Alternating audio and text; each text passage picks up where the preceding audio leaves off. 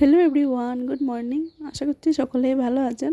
আবারও চলে এলাম একটা ব্লগ ভিডিও নিয়ে। আমার আজকের ভিডিওতে সবাইকে স্বাগত জানাই। আজ হলো শনিবার, এখন বাজে সকাল 7টার মতো হবে।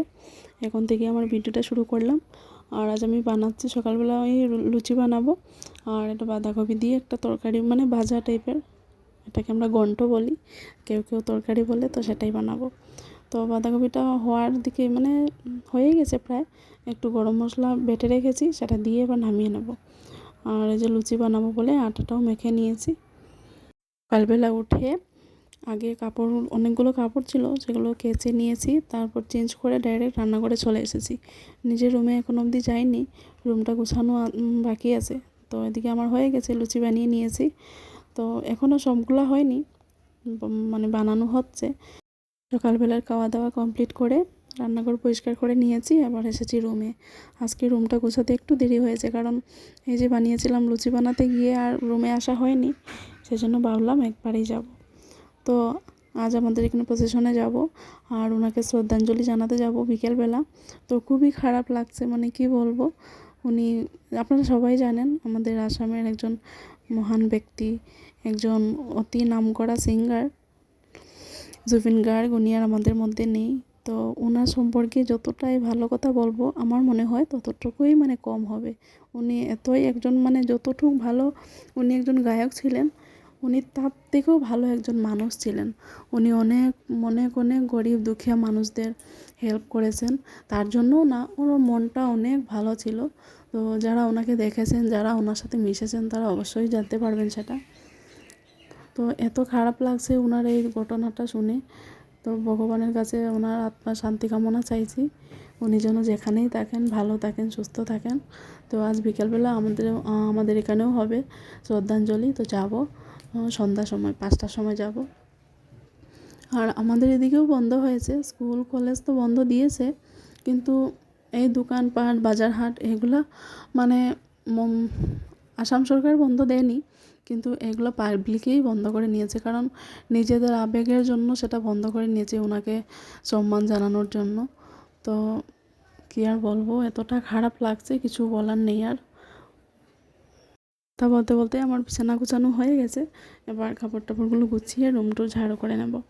আর বিছানা গুছাতে গিয়ে আমি পয়সা পেয়েছিলাম, এখানে টাকা পেয়েছিলাম, 200 টাকা একটা পেয়েছিলাম। তো সেটা রেখেছি, সেটা আমার হাজব্যান্ডেরই হয়। তো পরে ও এলে দিয়ে দেবো সেটা। তো বিকেলবেলা এখানে এসেছি, এখানে সবাই মোম জ্বালিয়েছে, আমিও সেটা জ্বালিয়েছি। আর আমাদের এখানে যেহেতু আসামিজ কালচার, ওরা জন্য প্রদীপ জ্বালিয়েছি আর মোমো জ্বালিয়েছি। তো এখনও বিশ্বাসই করতে পারছি না জুবিনদা যে আমাদের মধ্যে আর নেই। তো খুব খারাপ লাগছে। তো খারাপ লাগলে এখন আর তো কিছু করার নেই, যেটা হওয়ার তো সেটা হয়ে গেছে। আর পুরো আসাম কেন, পুরো ভারতবর্ষের লোকে ওনার জন্য পাগল। এক কথায় ওনাকে চেনে, সবাই চেনে। গানগুলো শুনলে তো বেশি খারাপ লাগে, মানে কি বলবো, এমনিতেই অটোমেটিকলি চোখের জল চলে আসে। তো ভগবানের কাছে একটাই বলবো, হে ভগবান, উনি যেখানেই থাকেন তুমি ওনাকে ভালো রেখো। ওনার আত্মার শান্তি কামনা চাইছি। ওম শান্তি। এটা কিন্তু সত্যি কথা, যারা ভালো মানুষ এদেরকে কিন্তু ভগবান বেশি দিন রাখেন না, ওনার কাছেই নিয়ে যান। এটা কিন্তু সত্যি কথা, এটা আমি আগেও বিশ্বাস করেছি, এখনও এই প্রমাণটাই পেয়েছি। দেখুন, এটা হলো আমাদের বাজার। তো বাজারে মানে শুধু ফার্মেসি ছাড়া একটা দোকানও খোলা নেই, মানে সবারই খারাপ লাগছে, দোকান খুলতে পারছে না লোকেরা কেউ।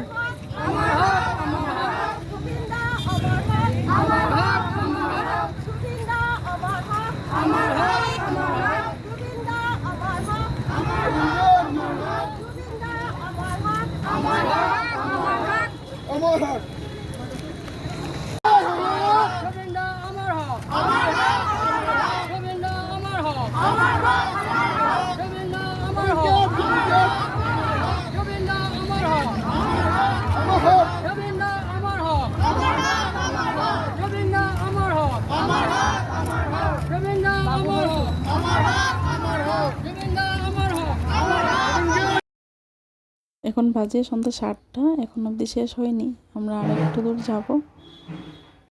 ওনার ডেড বডি তো এখনও আনা হয়নি, আপনারা সবাই জানেন। কাল নিয়ে আসা হবে, তো এত দূর থেকে তো এত তাড়াতাড়ি আনা সম্ভব না। তো আমার আজকের ভিডিওটা কেমন লাগলো অবশ্যই জানাবেন, ভালো লাগলে লাইক করবেন, কমেন্ট করবেন, আর অবশ্যই নতুন চ্যানেলটা আমার একটা সাবস্ক্রাইব করে দেবেন। আজকের মতো এতটুকুই, ধন্যবাদ।